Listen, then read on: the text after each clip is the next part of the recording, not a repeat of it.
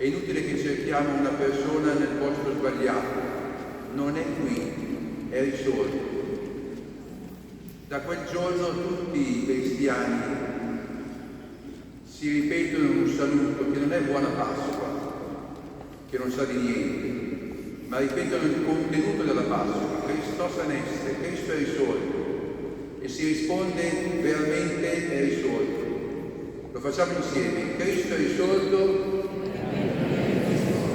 o meglio, Cristo è risorto, è veramente risorto. Questa è l'affermazione più grande dei cristiani.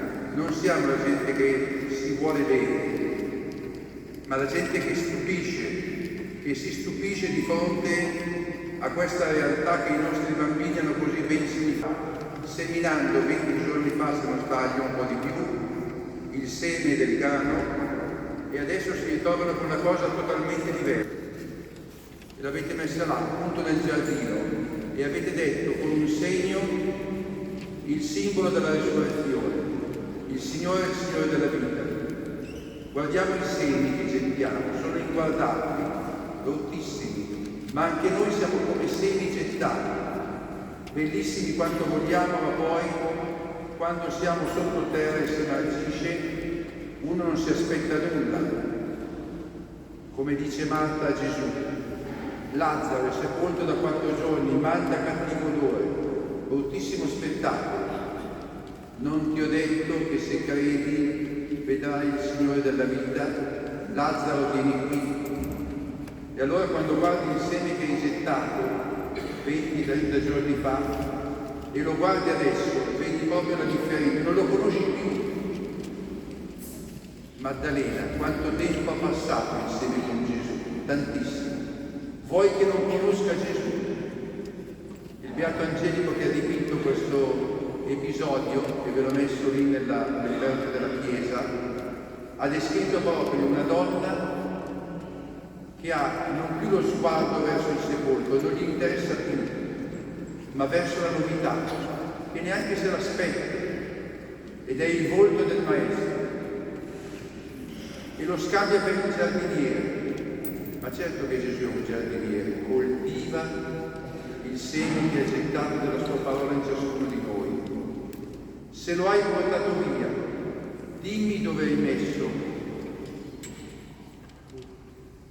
Ed è basta una cosa, basta un nome, basta una voce.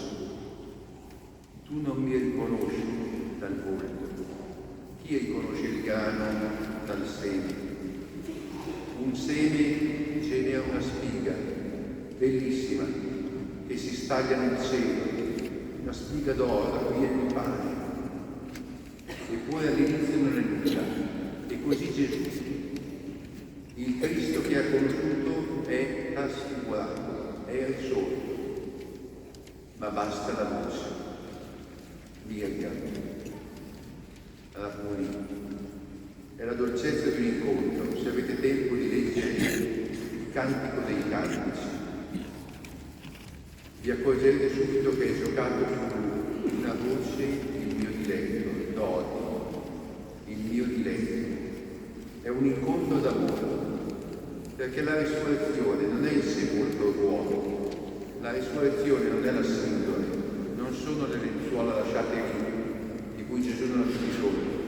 La risurrezione è un incontro, è l'incontro tra il Maestro e Maddalena, è l'incontro nuziale tra uno sposo perso e una sposa che credeva di averlo perso del tutto. Nella notte ho vagato per tutta la città, mi hanno preso in giro, i soldati mi hanno preso in giro, ma adesso che ho trovato la macchia del mio cuore non lo lascerò più. Questa è la bellezza dell'incontro di Maria di Magdala con il suo Maestro, l'incontro di una Chiesa con il suo Signore. Ma anche qui il Beato Angelico ci dipinge le mani, le dita affusolate dalla Maddalena che toccano il lembo del mantello di Gesù. Non mi trattenere, lasciami andare. Il tuo compito adesso che mi hai ascoltato, che mi hai sentito, che hai riconosciuto la mia voce, è vai dai miei fratelli. E il compito nostro è appunto di dire semplicemente non buona Pasqua, che sembra la festa della Greggiana, ma Cristo è risorto, Christos aneste, aletinos aneste. Cristo è risorto e veramente risorto. Questo è l'inaudito, mai sentito. Questo è l'annuncio di una Chiesa. È la Chiesa che parla appunto con la voce stessa di Dio, perché questo è in fondo la promessa di Dio: tu risorgerai. Ed è qui che capisci la creazione. In principio è l'arché è l'ologos, in principio era il diavolo, la parola che dà vita ad ogni cosa. In principio è la luce. L'incontro tra la Maddalena e Gesù si svolge al buio, esattamente come l'inizio del mondo. Era tutto buio, non c'era nulla. Ci fu la luce e questa luce emerge perché è la persona stessa di Gesù.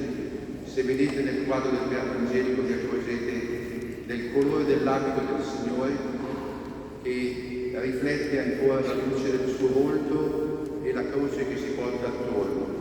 È il volto solare, luminoso, è il volto di un risorto, è il volto di colui che è la luce del mondo. E allora capite che quando Gesù dice, gli angeli dicono agli apostoli: precedetemi in Galilea, là mi vedrete.